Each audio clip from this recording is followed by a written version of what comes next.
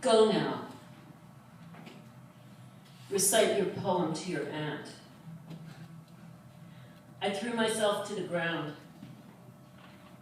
Where were you in the night? In a school among the pines. What was the meaning of the dream? A rough clay bottle, a carved wooden salt box with a swiveling lid, a tin traveling trunk painted green. What would it feel like home? What would a school feel like? I haven't yet been satisfied. Let's organize a pageant. Many boys dressed as nymphs, each carrying an olive bough. What do you see? I'm not looking out the window. Everything is half finished. Where is my seagull? There.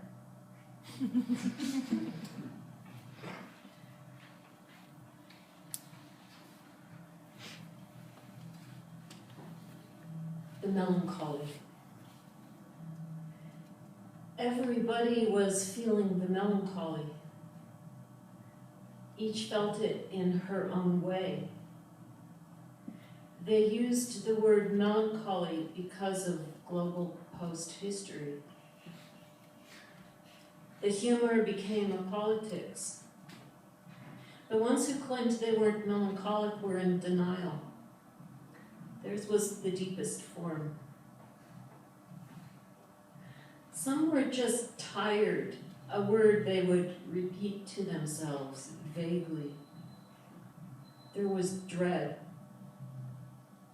Some had been wrongly accused of certain acts, then cast out by those they had previously believed to be their friends. And some's erotic acts were money. Many's livelihoods were abolished by the state. This happened gradually or in a single blow. Some retired to isolation in rooms or in villages. They were in the distance. Some were tried for acts which previously had been lauded acts of freedom. Some tried for decades to survive their institutions. Some kept moving on like a meter. Some raped in groups. Some sought an institution to take them in. Some couldn't decide. Some wondered about affect. Affect, they called it. Some tried to love. Some seemed to prosper. Many's tumors were the political economy.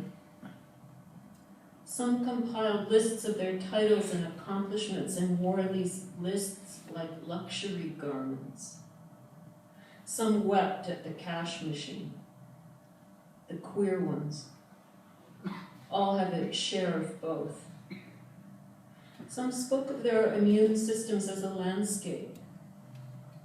Their health would be pastoral, dystopic. Their health would be doused with isopropylamine salt of glyphosate, prothioconazole, icrodione. They would eat this and wonder about sadness. Some kept confusing reading with buying. They tried to prevent this. Some tried fleeing. Some just fucked. Some spoke of the melancholy as an autoimmune response to capital. The banal prostheses, the miniaturized devices, the immaterial products were entering the interior of the body. The economy was cellular. Cells now limitlessly reproduced. The economy was not a metaphor, but an event in corporality. The melancholy was a chora running an unhindered course. It was the legitimate response to the illegitimate propagation of worldly lack. The lack would be overtaken, overcompensated by unceasing cellular perfusion. In this way, organisms would wear themselves out.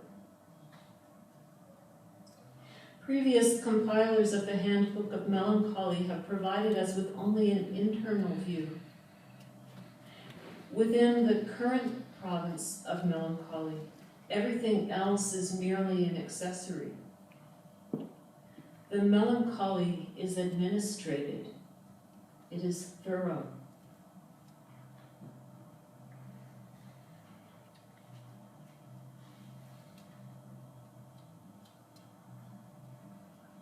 On form.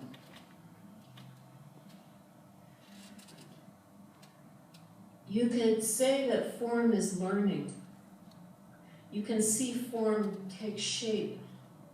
At the coronal suture's first arcade, it's explaining, it's appearing, it's unestranged from enormities, prick of a spiny plant, like a rose as experimenting, it's bursting, and usually it's repeating. Why is form a dog, as a horse, as a deer, as a fish and a bramble, a greater, rapacious? The second cervical vertebrae is repeating, is a question we can ask with our bodies. And what is a tooth? Coccyx is the beak of an ancient dove below the sacrum. The tip of the sacrum places in the person a sensation of slow form repeating. It doesn't need its own skin to repeat.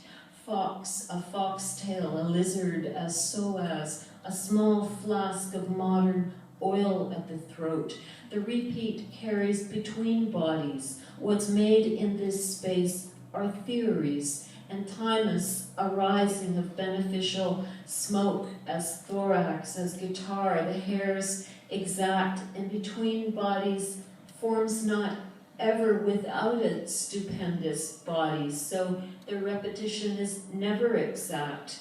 This is why form is always learning, how as it moves across surfaces on the cleft above the lips to be, repetition is never exact. This is why form is learning or becoming, or how as it moves across timely surfaces, including the intricately folded surfaces sucked when kissing. Sometimes the lower lip has a crease like a waking girl in the real territory of the conceptual.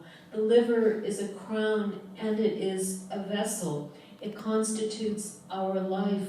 Form is folding. The full part is a vase. The nostril is cartilage connecting mineral salts. The root of the belly, the palate, a celestial dome, a vault, a sky, a nylon-like connecting, dissolving palace. The tongue is a stitch, a root, a complex tissue made of crystalline constituents, as free-floating folds motivating intestines. As a nest, the bowel is blind, the rectum founds it all. The anus is a ring, a door, a precipice. The nervous system orients vast complexities to make them even less efficient. We're trying to solve efficiency, luckily. Sphincters, a crow, delivers a table, a summit, a choir, a door. The tracheal artery is a country flute. The lungs are apples. Each part of the heart is named differently, but it seems to be prettily resisting. Generally, heart is a vase with little ears. The spinal column is a canal out towards the periphery, and also of marrow. The thorax is also a tortoise and a stall. The ribs are fronds, and these are also in the same lake. They are spades. The greater ribs are boats. They are maritime. Together, the ribs form a kind of any-wareness and any oneness. The teeth of a comb which is not only a grooming implement, but a tool for their role as relations and a behavior. As weavers, the rib cage and their loom. The shoulder blades are plates, and they make writing pads or little desks. These desks are winged. When our hands feel empty, they're not empty. The clavicles are keys, and they close and open the gate between the throat. And sweetly, there was a suture there. Touch is a really unstable compound metaphor, but it does have a head. The radius is a tailor or a drumstick, a brooch, and historically a hinge. The hand is a rustic cheese plate. The same for the feet. The fingers are a phalanx of snakes or of fishes. The skin is tree bark. In this place, the voice is touching you. It comes to a physiological work. This is a representational problem, something like memory work. This is a transformational work about the domestic nature economy, sufficient yet imperceptible. It is medicinal. The cheeks are melons, are bowls or concepts or clods. The stomach is a mouth. Nostrils are the layers of little animals or fish. Choirmaster names them, indistinguishable from anarchy. Each cell's means of turning everything into transcendent, operatic.